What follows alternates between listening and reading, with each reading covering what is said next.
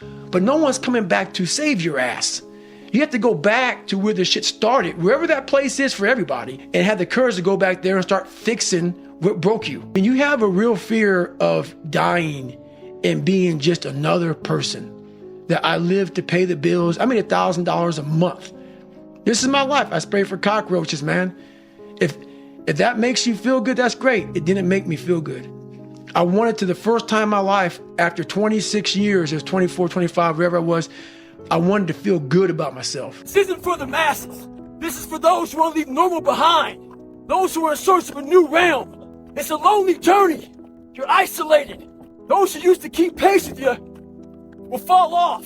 They'll see where their world ends and yours begins. Your ability to suffer, endure, outwork must be greater. You must be willing to extend yourself to the limit with no guarantee of success. Every day, you must ask yourself, did I do enough?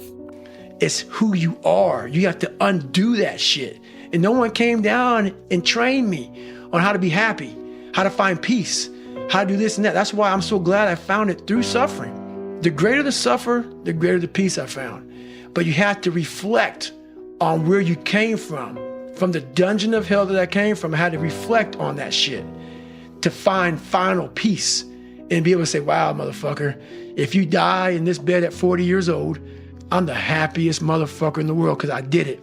I pissed people off along the way. Some people don't like me, Merry Christmas, whatever. But you can finally look in the fucking mirror and you can cuss on damn Rich Roll shit and don't care what they say about you and be happy with it. So I got an email the other day. This guy's talking about he's struggling to get up. Wants to go to the gym and start grinding early in the morning. I said, when I was 24, I had the same condition, man. I had the same problem. So I started studying it. The more I studied it, I came with this crazy conclusion. I was just being a bitch. When I say bitch, it's not gender specific. It's a mindset. In Gogglish, it means weak, soft, feeling sorry for yourself. Get your ass up and lace them up. Nothing's a permanent fix, man. That's why I grind every day, because nothing is permanent. You have to do that every day, man. A lot of us are you become complacent. You become very civilized in life. You know, the worst thing that can happen to a person is you become civilized. When you get to that point where you believe that you've arrived, and that's exactly when it's over. That mindset right there to me is death. I'm not saying you can go as hard as you did when you were 20 or now at 43, but there's a new bar that you must always set in your life. And once you become complacent and you become civilized, you've arrived, you're no good for anybody. I don't know good old days. I don't know good old days.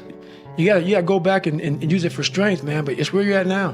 There was no growth until I cut myself down to nothing, to the person I really was, the real human being.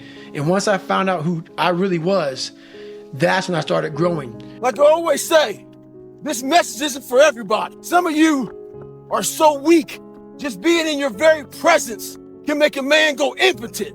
Your fucking energy is so fucked, I can't even explain it. I put a video up of some fucking feet, 10-second video, and you all got so much to say about it. My balance is fucked up, this and that. Is this the message you really want to put out there, Goggins? Fuck yeah, that's the fucking message I want to put out there. That's what effort fucking looks like. Life ain't gonna always hand you some motherfucking nice cream pie. Weak people hate strong minds. And there's an infestation of weak people in this fucking world. See, you're born with one mouth for a reason. To speak what you believe in. Speak your thoughts. Speak your truth. But what happens is the goal of weak people is to silence you. So what they do to you is to isolate you. The more they isolate you, the more you want to put a fucking you want to sew up your mouth right in the middle. You start speaking out both sides of your mouth. You don't stand for shit. Eventually what happens is, they make you so fucking soft, you become a fucking bobblehead. You start just shaking your head yes, for whatever they fucking want. Speak your truth. Don't be a fucking bobblehead. People are fucking hilarious. They are so threatened and jealous and insecure and every word in between all that shit. When I was fat and lazy and insecure, struggling in school, struggling in life, people were giving me all this advice, trying to help me out. Well, I went on the other side of the spectrum. I lost weight. I got in shape. I started studying. I started becoming one of the hardest working people out there. And guess what? They still had shit to say. They had shit to say when I was fat. They had shit to say when I lost weight. People don't want to see you better than them. That's what it comes down to. You make them feel good about themselves when you're fat and lazy, and you make them feel like shit when you come from the depths of hell and decide to fucking make it. There's enough food and pie for everybody to eat.